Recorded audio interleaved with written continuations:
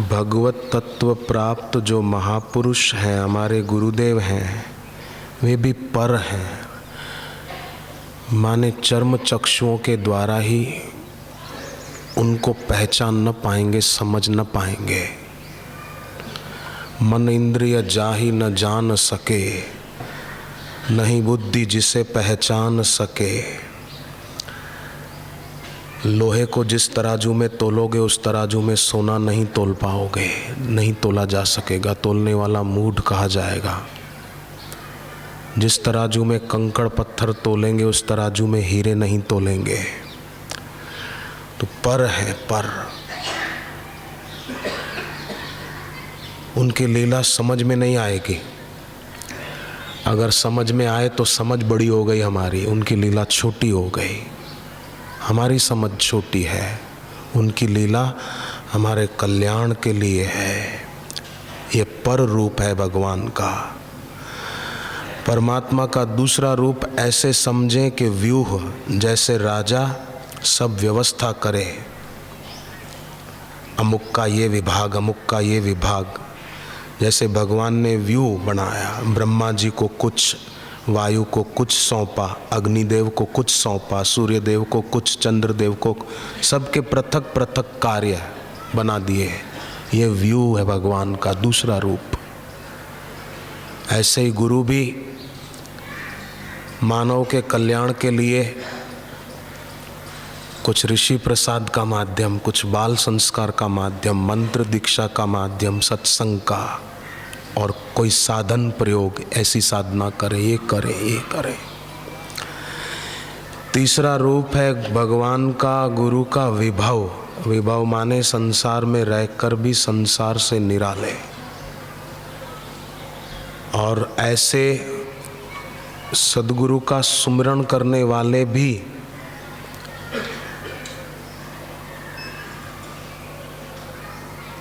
बहुत बहुत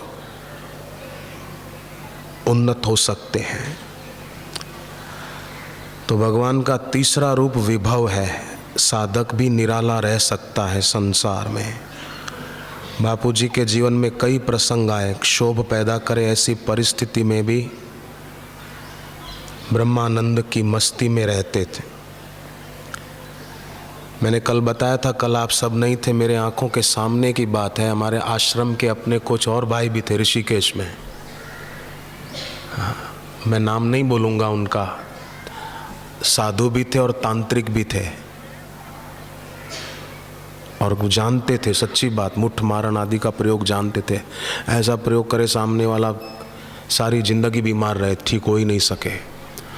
तो ये हमारे एक भाई पर किसी बात से नाराज होकर कहा, मैं तेरे को देख लूँगा, सुबह तक देखना तेरी क्या हालत करता हूँ मैं। तो फिर उसने माफ़ी भी मांगी, पर वो जरा तामसी तप होता है ना, तो आदमी हेकड़ी में रहता है।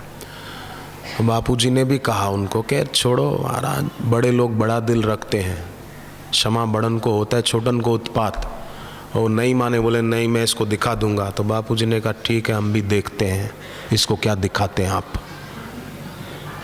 ये बिल्कुल मेरे सामने की घटित घटनाएं। आश्रम के कुछ और भाई भी थे वहाँ ऋषिकेश में। बापूजी जाके अपनी कुटीर में बैठ गए, और सुबह हो गई, क्या कई सुबहें हो गई, कई रातें बीत गई। वो खुद मर गया बेचारा, अभी नहीं है दुनिया में, और जिसको मारने की बात कर रहा था वो अभी भी जिंदा है। वो खुद मर गया। शंका हो तो मैं जगह का नाम पता बता सकता हूँ, पर बात मान लो मैं सच कह रहा हूँ। शंका हो तो मैं वो व्यक्ति आपको बता सकता हूँ, और वो जो मारने की धमकी दे रहा था, और जानता भी था, ऐसी बात नहीं कि वो नहीं जानता था, जानता भी था। परंतु जाको राखे साईया मार सके ना कोई। तो भगवान का एक रूप है ये विभव रूप, ये गुरु का भी है, भगवत तत्व प्राप्त। परंतु नादान और अज्ञ लोग नहीं जान पाते। भगवान का चौथा रूप है मृगया रूप। मृगया रूप माने शिकार खेलने का। जैसे भगवान राम को खरदूषण ने घेर लिया मारने के लिए, तो पहले पूछा कौन हो, कहाँ से आए हो। राम जी ने कहा हम क्षत्रिय वन मृगया करहीं, हम जंगल में शिकार खेलने आए हैं। किसका? तुमसे खल मृग खोजत फिरहीं, तुम्हारे जैसे दुष्ट पशु खोजते रहते हैं। रिपु बलवान देखी नहीं डरहीं, शत्रु को बलवान देखकर हम डरते नहीं हैं। एक बार कालहु सन लड़हीं, एक बार हम काल से भी लड़ जाएं। भगवान का चौथा मृगया रूप, कभी हिरणाक्ष को मार दिया, कभी हिरणाकश्यप को मार दिया, कभी रावण को मार दिया, कभी शिशुपाल को मार दिया, कभी दंतवक्र को मार दिया। ऐसा ये भगवान का मृगया रूप है। और रावण को, हिरणाकश्यप को, कंस को, शिशुपाल को तो मारा ही, परंतु इस घोर कलयुग में भीतर जो रावणत्व बैठा है, संसार में लोगों के भीतर रावणत्व की वृत्ति, कंस की वृत्ति, उन वृत्तियों को मारकर भगवताकार वृत्ति बना देना, ये भगवत तत्व प्राप्त महापुरुष का चौथा रूप है, मृगया रूप। भगवान के 5 रूप हैं, 5 रूप। 5वां भगवान का भागवत में रूप बताया अर्चा रूप।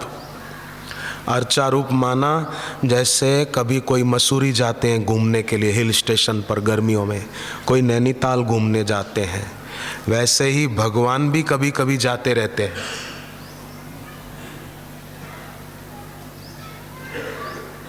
बैठे हो कहीं स्थूल रूप से, पर पहुंच जाए कहीं। जैसे कनाडा के साधक ने बताया, हमारा बेटा आंखों की रोशनी चली गई थी और पड़ा था बिस्तर पे मरा मरा सा, पर हमने चिट्ठी लिखकर गुरुदेव की चरण पादुका पे रख दी तो बापूजी आए और पीली धोती ओढ़े हुए बेटे को हाथ पकड़ के उठाया कि क्या मरा मरा सा पड़ा है, आँख खोल। नहीं कैसे दिखाई देता तेरे को, पलके खोल। वो उठा और पलके खोली तो बोले बापूजी तो अंतर्धान हो गए और तब से मेरे को सचमुच दिखाई दे रहा है। ये मैं बिल्कुल सच्ची बात बोल रहा हूँ। क्या आपको ऐसा लगता है कि मैं इसमें कुछ मिलावट करके बोल रहा हूँ? मैं बिल्कुल सच्ची घटित घटना सुना रहा हूँ आपको। मैंने वो लड़का देखा। तो ये है अर्चा रूप। कभी कहीं वो पहुँच जाए किसी को सहारा देने के लिए, उनकी रक्षा करने के लिए।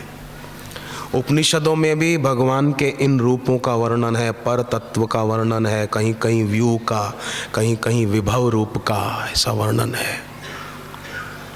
तो जिनकी आस्था होती है वो भगवान के इन 5 रूपों से लाभ उठाते हैं और अपने गुरुदेव में, भगवत तत्व प्राप्त गुरु में प्रीति करते हैं तो उनके इन 5 रूपों का उन साधकों को लाभ मिलता है। साधक खुद भी मन की, इंद्रियों की दास्ता से पर हो पाते हैं। अभी संध्या का समय है, गुरुदेव के दर्शन की आस में स्वाभाविक भूख ज़्यादा लगती है न, तो विशेष आनंद आता है खाने का।